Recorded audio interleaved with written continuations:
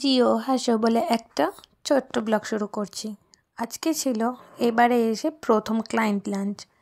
এটা যদিও sales sponsor ছিল, কিন্তু ক্লায়েন্ট থেকেই অর্গানাইজ করা হয়েছিল।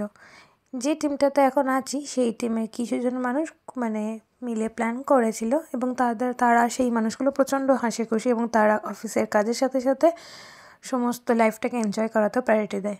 তো এই জন্য প্রায় 1 মাস আগে থেকে প্ল্যান করে রেখেছিল যে আমরা কোথায় খেতে যেতে পারি বা কীরকম অপশান, থাই, মালয়েশিয়ান, চাইনিজ, এরকম অনেক টাইপের অপশান ছিল। তো সবাই মিলে ফাইনালি ভোটিং সিস্টেম করে এবং অনেক কিছু ডেট ফেট ফাইনাল করে ঠিক হলো সবাই মিলে যাব একটা মালয়েশিয়ান রেস্টুরেন্ট, রোটি বার বলে। এটা উইলিয়াম স্ট্রিটে আছে। তো আমাদের এই যে সামনের বিল্ডিংটা দেখেছিলে, প্রথম যেটা দিয়ে ভিডিওটা শুরু করলাম, ওটা আমাদের অফিসের বিল্ডিং। ওখান থেকে আমরা ট্রাম ধরে চলে আসলাম উইলিয়াম স্ট্রিট থেকে হেঁটে জাস্ট 5 মিনিটের ডিস্টেন্স। অনেকের চেনা, অনেকের কাছে ভালোই ফিডব্যাক ছিল। তো এই যে ট্রাম থেকে নেমে নিলাম, সবাই মিলে চলে যাচ্ছি, এবং কিছু মানুষ তার আগেও পৌঁছে গেছিলো, আর আমরা একটা সেকেন্ড টাইম যাচ্ছিলাম। যাদের যেরকম মিটিংয়ের অ্যাভেলেবিলিটি ছিল সেই অনুযায়ী আমরা গেলাম। অনেকজন পৌঁছে গিয়ে খাবার অর্ডারও দিয়ে দিয়েছিলো। এই যে টার্নটা নিচ্ছে, এখানে ডান দিকেও একটা ইন্ডিয়ান রেস্টুরেন্ট আছে, বাট সেটাও শুনেছি ভালো, পরে কখনো ট্রাই করবো টাইম পেলে। তো সবাই মিলে একসাথে অফিস কলিগরা, যাদের সাথে সারাদিন ধরে কাজ কর্ম, মিটিং মিছিল আপডেট চলতে থাকে, তাদের সাথে একদিন হঠাৎ করে প্ল্যান করাতে ভালোই হলো। সেদিনকে কোনো অফিসের আলোচনা নেই, শুধু খাওয়া, বাইরের এনভায়রনমেন্ট, কোথায় ঘুরতে যাওয়া যায়, এইসব ব্যাপারে আলোচনা। ঢুকে দেখলাম প্রচণ্ড ভিড়। রোটি বার ভেবে আমি প্রথমে ভেবেছিলাম বোধহয় ইন্ডিয়ান রেস্টুরেন্ট, কিন্তু পাশে লেখা ছিল মালয়েশিয়ান। তো আমরা প্রত্যেকে এখানে মেনু কার্ড, এখানে স্ক্যান করা যায়, এখানে স্ক্যান করে নিল, সবাই মোবাইলে স্ক্যান করে নিচ্ছে, সবাই নিজের মতো পছন্দের খাবার অর্ডার দিচ্ছে। তো আমি আর দীপান্বিতা ভাবলাম আমরা যা খাবার অর্ডার দেবো দুজনে 2 রকম দেবো, দুজন মিলে টেস্ট করব।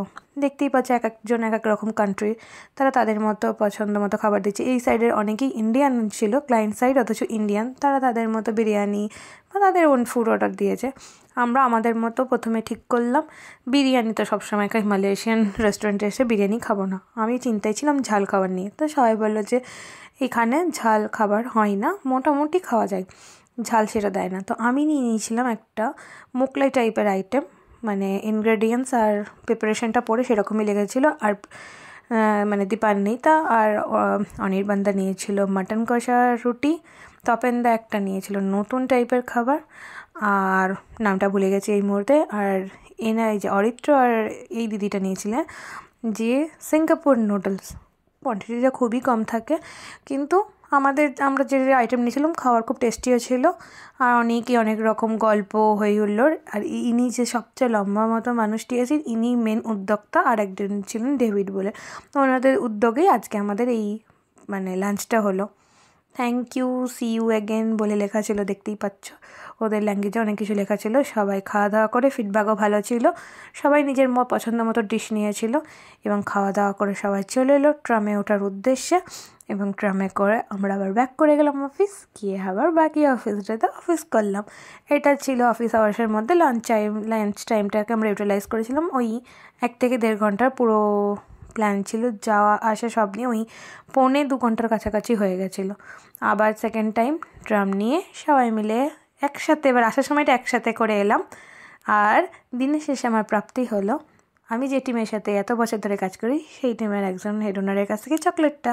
Thank you, tata.